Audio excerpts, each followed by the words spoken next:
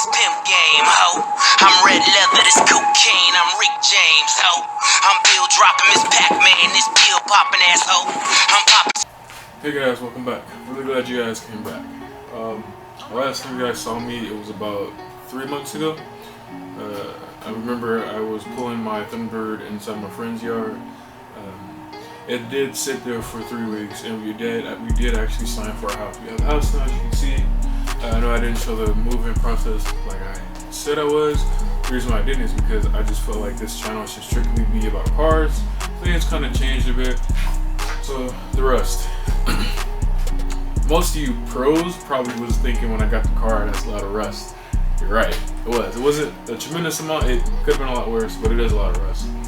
So underneath the quarter panels here in the back side, that is what I thought was the worst rust, but it was not the worst rust.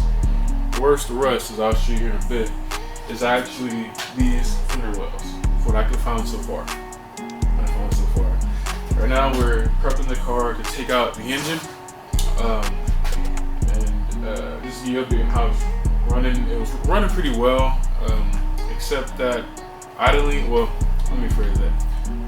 For a car that's been sitting for 10 years, it cranked over and it ran pretty well. That being said, it looked like there was a nasty exhaust leak of some sort, but it didn't really want to drive or reverse. So originally I thought either the tranny's bad or I didn't have enough fluid. So I added some fluid in it to see if it'll change. It didn't change. So I knew right there we had something else going on. Thought it might have been a fuel pump, you know, one of those classic memes, but it turns out it was actually just a mass flow.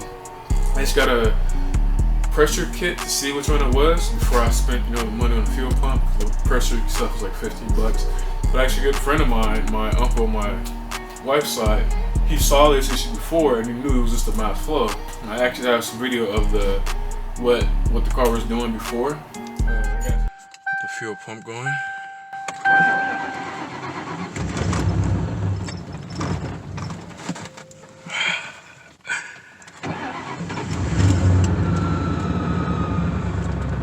I can't believe it started.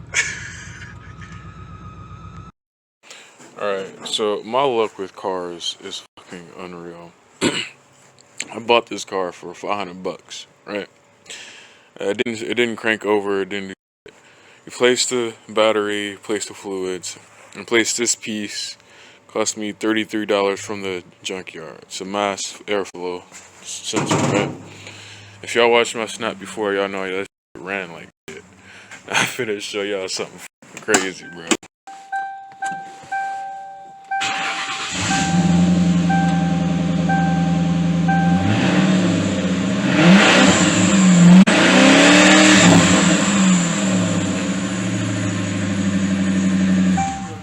Flow is this little piece here. It just regulates how much air goes into the engine pretty much, and if it's bad, your car doesn't know how much air to suck in. Measures the air, and if you have too much air, it won't spark right. If you don't have enough air, it won't spark right.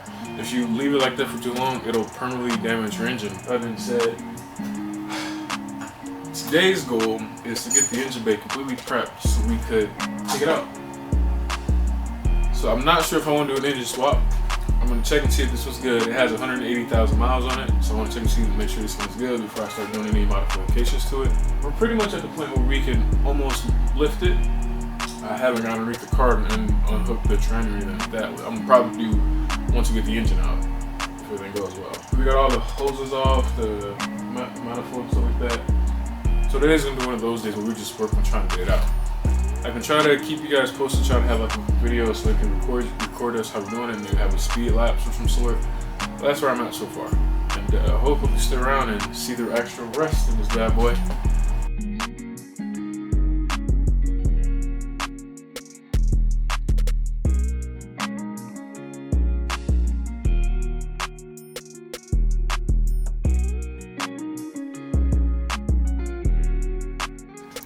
See, as I was saying, I don't know if you can see that or not. There's a lot of rust just underneath this panel here. Let me grab a flashlight. Grab this flashlight here. There we go. You can see there's a lot of rust here. This is the worst rust I've found. If a car has been sitting this long, I would take that. Obviously, you can see all this rust underneath too. But this is all repairable rust. I didn't care too much about that, just because I'm probably going to cut that whole thing out anyway. But the frame itself and everything underneath looked pretty good. Obviously, the side skirts here were pretty damaged too. The suspension system was pretty shot. Oh, also the brake line busted as well. Here's the look on top. What we've got done so far. And at this point, we're just taking off hoses and clips and all that good stuff.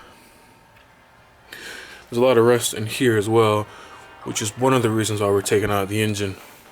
We're taking it out so we can get a good look and good cleaning of all that good stuff. And to see if the engine is still good, and a bunch of other things I want to see as well. And underneath, we're going to have to do some redesigning as well, I'm sure. Just to show you guys how bad this rust is. Right here. I was poking holes in it. See which one's good metal that can be saved. So this is good metal. Thanks, Chris Fix.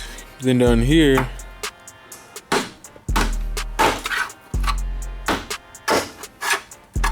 yeah, it's not so much good metal. So this is gonna have to get cut out.